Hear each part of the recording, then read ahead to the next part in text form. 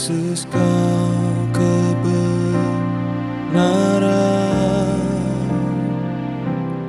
yang menyelamatkanku. Kau memberikanku hidup dan pengharapan.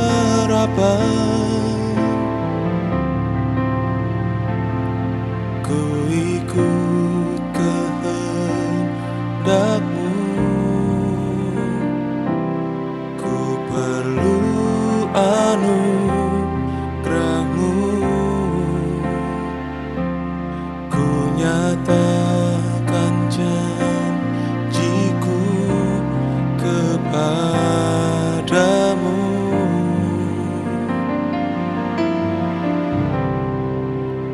Kalau ku hidup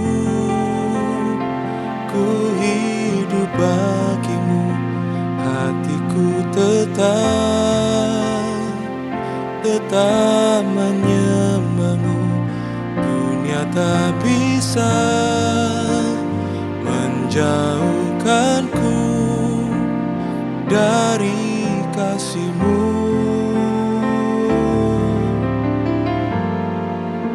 Selama ku hidup bagi-Mu, mataku tetap memandang-Mu. Dunia tak bisa menjauhkanku dari kasih-Mu.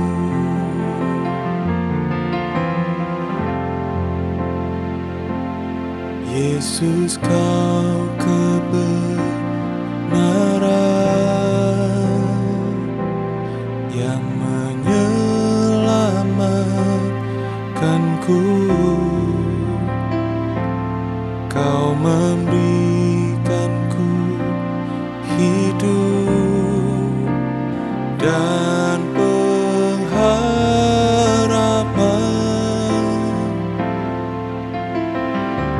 Ku ikut kehendak-Mu, ku perlu anugerah-Mu. Ku nyatakan janjiku kepadamu.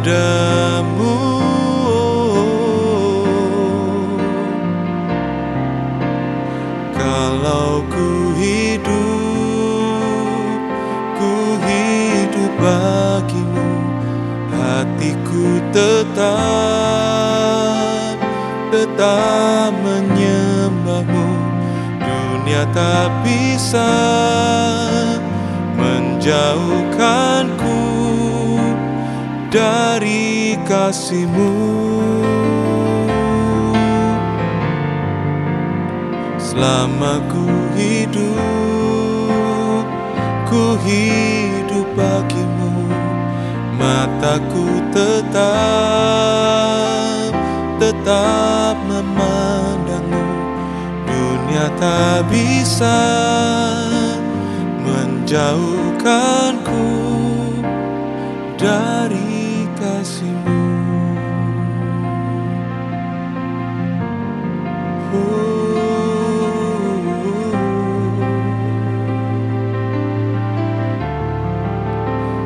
Pakailah hidup kami, Tuhan, untuk menjadi alat kemuliaan-Mu. Haleluya, Yesus. Kami beri pujian, kami beri hormat hanya di hadapan tata-Mu, Tuhan.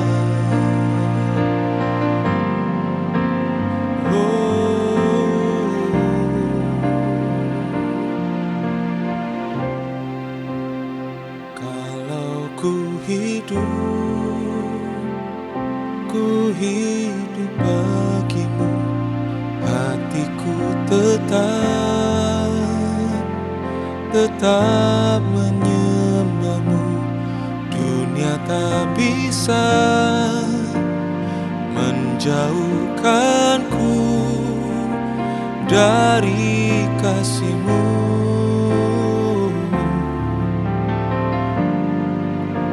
Selama ku hidup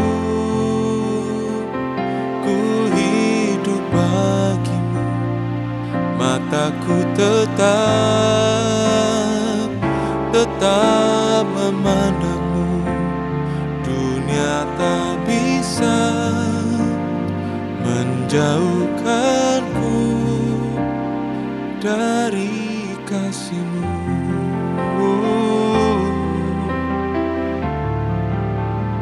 Dunia tak bisa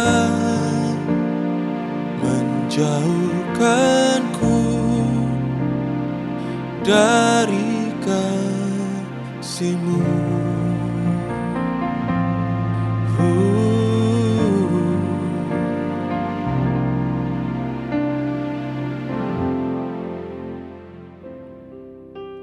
Bapak Ibu Saudara yang dikasihi oleh Tuhan, saya akan mengawali renungan kita pada saat ini dengan kita mencoba jujur satu sama lain.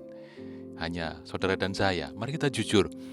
Selama kita mengikut Tuhan begitu lama, mungkin juga sudah sepanjang umur kita menjadi orang percaya. Pernahkah kita kecewa sama Tuhan?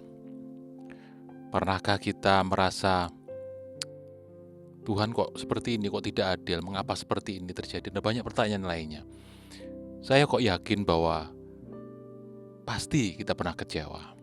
Walaupun ada lagu lama yang mengatakan bahwa tak pernah kecewa mengiring Yesus. Tapi sebagai manusia, kita seringkali tidak mengerti jalan-jalan Tuhan.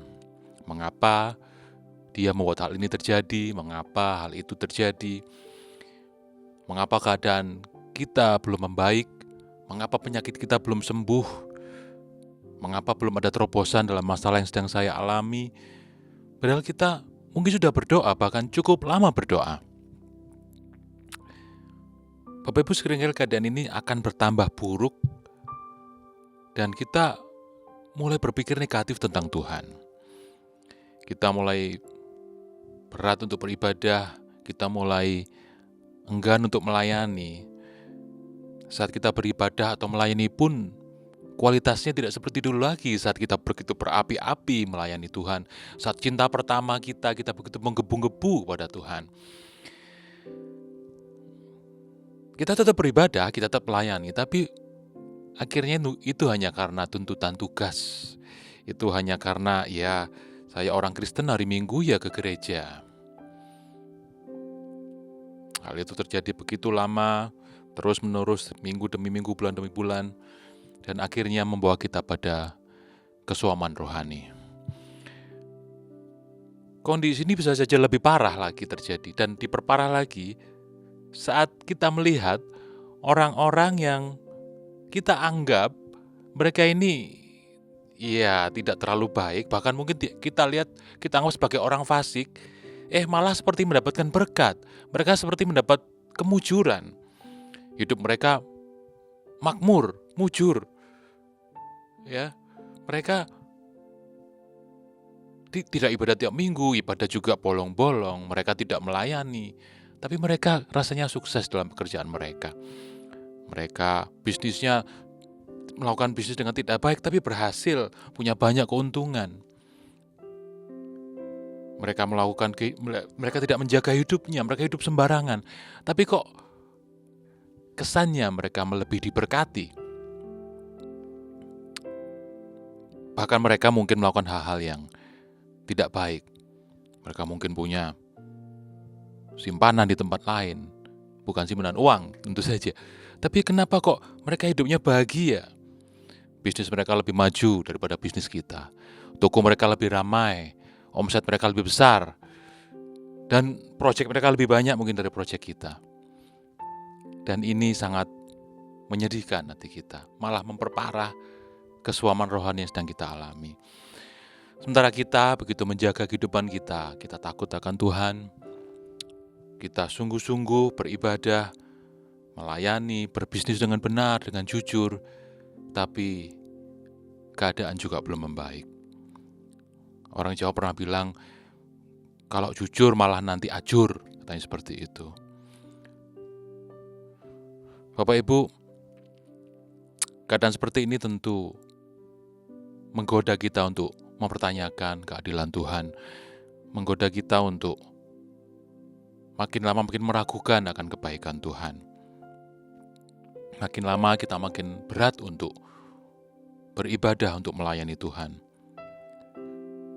Dan pada satu titik, mungkin pernah terbersit dalam pikiran kita, kalau keadaan terus seperti ini, apa gunanya melayani Tuhan?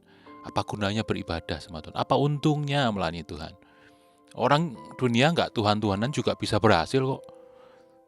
Apa untungnya beribadah sama Tuhan? Buat apa saya menjaga hidup saya sungguh-sungguh, menjaga hidup saya bersih? Orang lain juga tidak menjaga hidupnya juga baik-baik saja dan bahkan lebih berhasil daripada saya. Bapak Ibu Saudara, kondisi yang serupa juga dialami oleh bangsa Yehuda saat mereka pulang balik dari pembuangan di Babel, dari Babel. Jadi mereka pulang dari pembuangan, ya. Kita baca saja ya, kita baca di kitab Maleakhi 3 ayat 13 sampai 15. Maleakhi 3 13 sampai 15, demikian bunyi firman Tuhan. Kemenangan terakhir bagi orang benar. Bicaramu kurang ajar tentang aku, firman Tuhan. Tetapi kamu berkata, apakah kami bicarakan di antara kami tentang engkau? Ayat 14.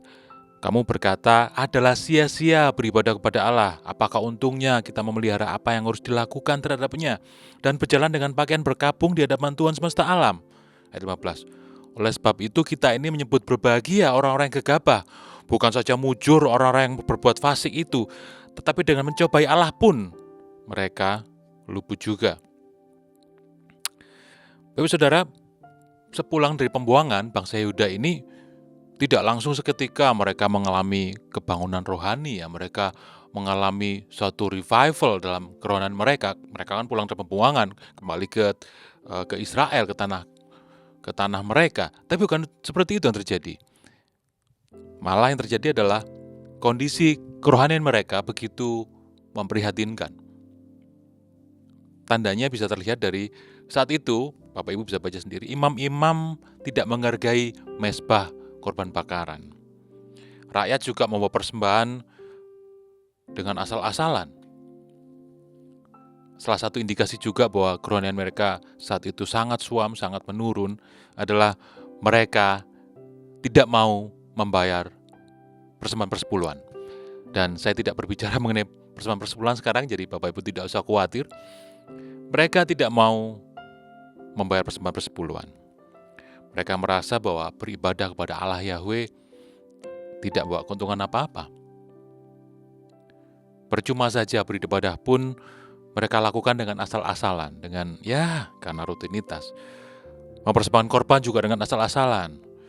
Sementara mereka juga melihat bangsa-bangsa lain yang tidak mengenal Allah, fine-fine saja hidupnya, makmur, nampaknya juga tidak ada masalah, tidak ada peperangan. Mereka akhirnya ada pada suatu titik dan berani berkata dengan sombong, berkata dengan kasar. NIV mengatakan bahwa you have spoken arrogantly against me, berkata dengan sombong melawan Tuhan. Terjemahan baru menerjemahkan dengan lebih gamblang, Bapak Ibu ya. Bicara mereka kurang ajar. Mereka berkata bahwa percuma beribadah, buat apa beribadah pada Tuhan? Bapak Ibu, jika kita sempat terpikir atau bahkan sudah mengucapkan, percuma beribadah, buat apa melayani, apa untungnya ikut Tuhan, apa untungnya menjaga hidup, sesungguhnya kita sudah kurang ajar sama Tuhan. Sesungguhnya kita sudah kurang ajar sama Tuhan.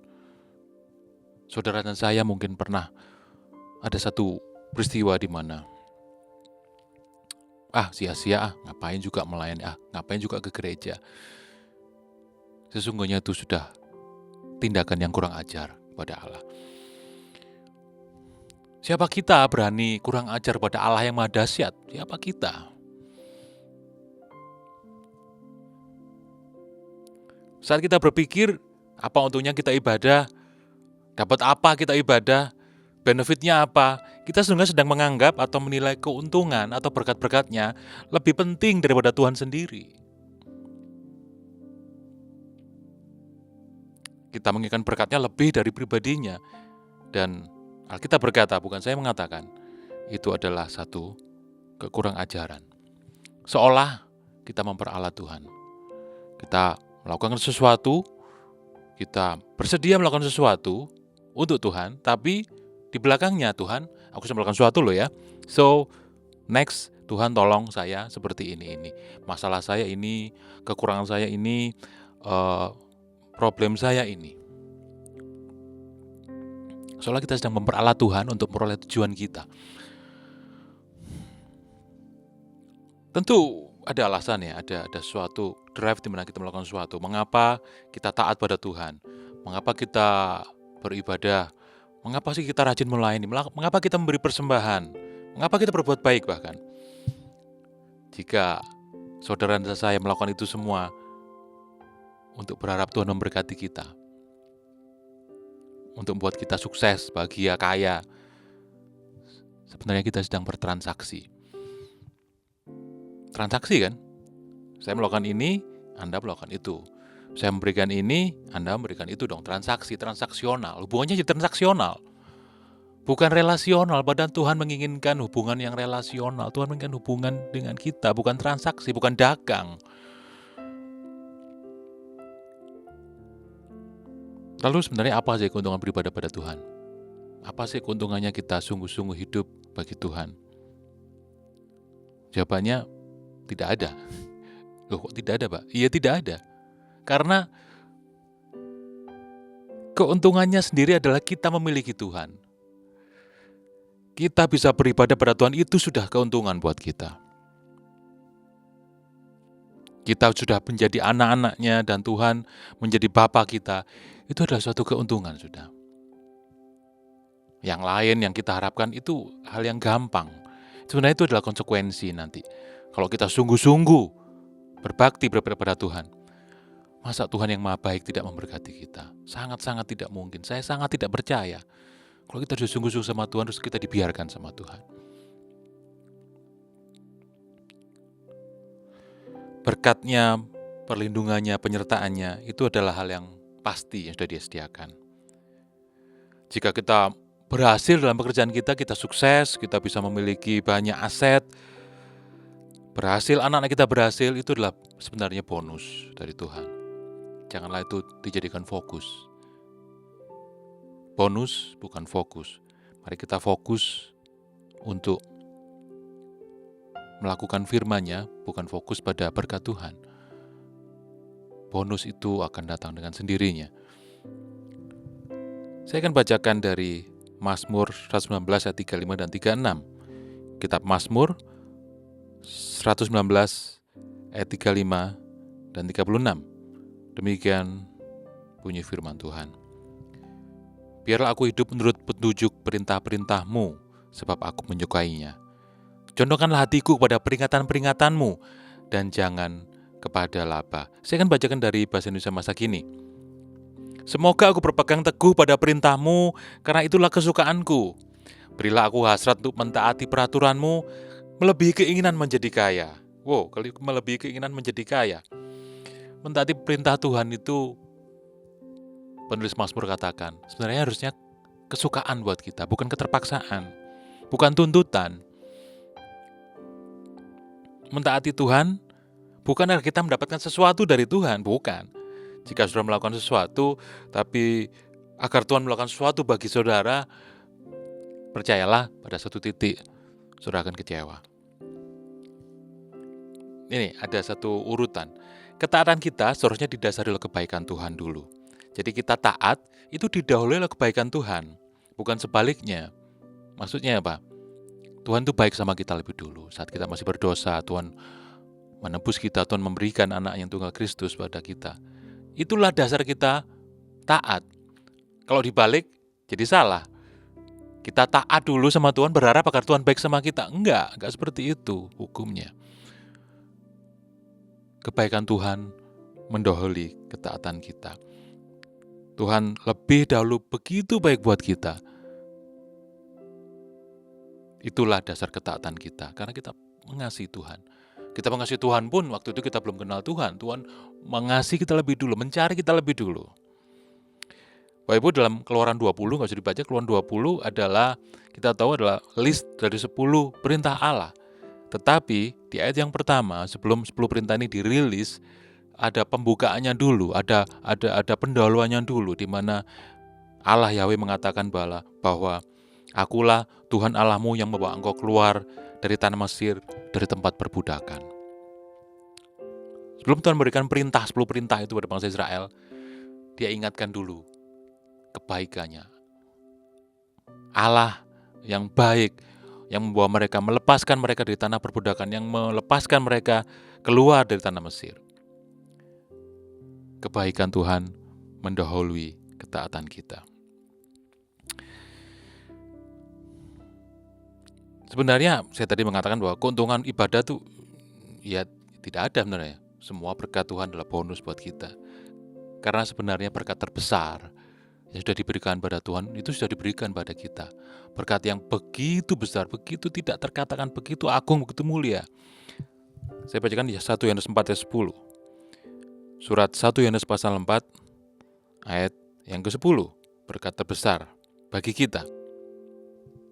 Inilah kasih, bukan kita yang sudah mengasihi Allah, tetapi Allah yang mengasihi kita dan mengutus anaknya, supaya melalui dia kita mendapat pengampunan atas dosa-dosa kita. Amin. Karunia terbesar adalah Kristus anaknya yang tunggal diberikan bagi kita. Jika kita mengharapkan yang lain lebih dari Kristus, berarti kita menganggap Kristus ya kurang. Kita sedang berpikir bahwa Kristus nggak cukup. Kita sedang berpikir bahwa saya mau hal yang lain, Kristus nggak cukup buat saya. Saya perlu kekayaan, saya perlu aset yang lebih besar. Sesungguhnya seperti tadi, kita sudah berlaku kurang ajar saat menilai bahwa Kristus itu nggak cukup buat kita. Kita seperti mengatakan bahwa God, that's not enough. That's not enough. I need something more. I want something more. Seharusnya kita berkata seperti Asaf dalam Mazmur ya. Mari kita baca. Mazmur 73 ayat 25 dan 26. Kitab Mazmur pasal 73 ayat 25 dan 26 firman Tuhan. Saya bacakan dari TP aja ya.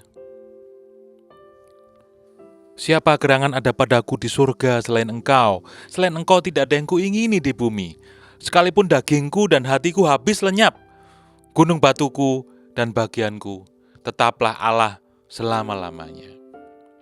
Asaf, sang penulis Mazmur ini, bahkan tidak berpikir lagi di surga nanti emas, permata, batu yang indah-indah yang ada di surga. Dia hanya ingin Allah saja yang dia inginkan. Bagiannya hanya Allah saja, bukan itu semuanya.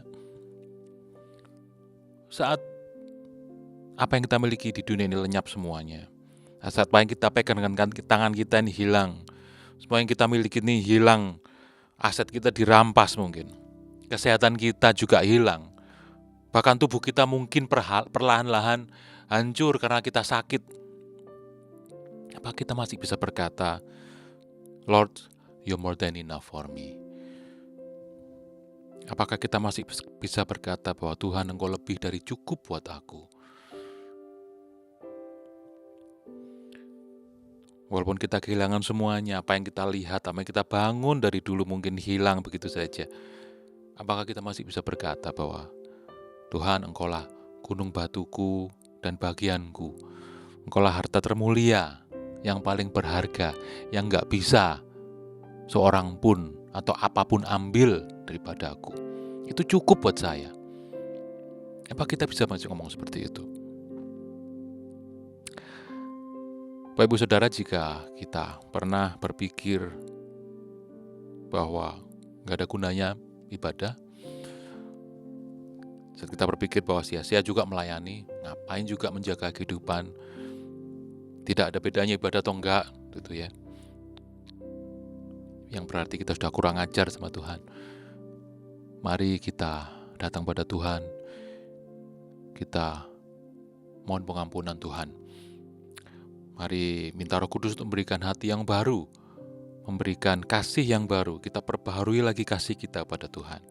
Diingatkan lagi betapa Kristus sebenarnya adalah harta yang termulia, lebih daripada berkat-berkatnya, lebih daripada apa yang sudah kita miliki, lebih daripada apa yang bisa kita capai dalam dunia ini, dalam kehidupan kita. Jangan jadikan berkat Tuhan fokus karena itu hanya bonus. Mari kita berelasi dengan Tuhan, bukan bertransaksi dengan Tuhan. Mari kita berdoa. Ampuni kami, Bapa yang baik. Ampuni kami kalau kami mungkin pernah terbersit bahwa ngapain capek-capek beribadah, ngapain lelah-lelah melayani Tuhan jika kami seolah-olah tidak mendapatkan apa yang kami inginkan. Biarlah pesan ini kami diingatkan kembali, pesan ini mengingatkan kami kembali bahwa Tuhan itu hanya menginginkan hati kami. Tuhan yang menginginkan berhubungan, berelasi dengan kami. Tuhan yang maha tinggi itu ingin berhubungan dengan kami manusia yang gak ada harganya ini. Ampuni kami kalau kami salah menilai bahwa kami ingin mendapatkan berkat sesuatu dari Tuhan. Karena itu kami melakukan sesuatu untuk mendapatkan sesuatu dari Tuhan. Ampuni kami. Biarlah mulai saat ini apa yang kami lakukan untuk Tuhan itu sungguh-sungguh didasari karena kasih Tuhan buat kami. Bukan karena apa yang Tuhan berikan buat kami, tapi karena kasih-Mu, bukan karena berkat-berkat-Mu semata. Terima kasih Tuhan Yesus. Ampuni kami Tuhan, mohon ampun. Berdoa untuk setiap anak-anak-Mu yang mendengarkan, yang menyaksikan tayangan ini, dimanapun mereka berada, kapanpun mereka menyaksikan tayangan ini. Biarlah Tuhan, Kau menjamah hati mereka. Kalau mereka dalam kelelahan, dalam kehidupan mereka mengalami kelelahan dalam pelayanan mereka, Tuhan Kau menjamah kembali. Kau hadir dalam kehidupan mereka, dalam hati mereka. Ingatkan kembali bahwa kasih-Mu itu cukup buat mereka. Tuhan itu sudah cukup, lebih dari cukup buat mereka. Berkati apapun yang sekarang mereka pergumulkan, yang mereka doakan, yang sesuai dengan kehendak-Mu, apa yang mereka butuhkan, yang mereka inginkan. Tuhan Yesus, kami percaya Engkau Allah penyedia, Engkau Allah yang baik, yang mengerti apa keinginan kami, kebutuhan kami, bahkan sebelum kami mengucapkannya. Terima kasih Tuhan Yesus. Berkat-Mu itu bukan yang kami inginkan, tapi pribadi-Mu Tuhan. Terima kasih Bapak, yang percaya berkat-Mu akan mengikuti. Kami serahkan doa kami dalam nama Tuhan Yesus Kristus. Haleluya. Amin.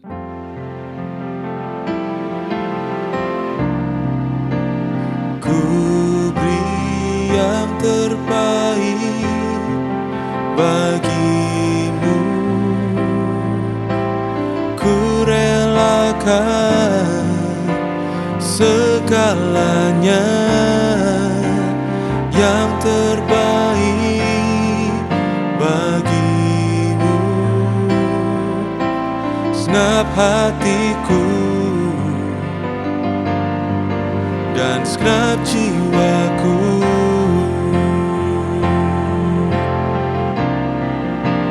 ku beri yang terbaik bagimu, ku relakan segalanya, yang terbaik bagimu. Segenap hatiku dan segenap jiwaku,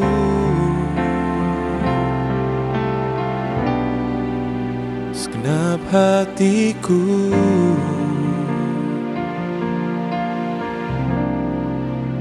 dan segenap jiwaku.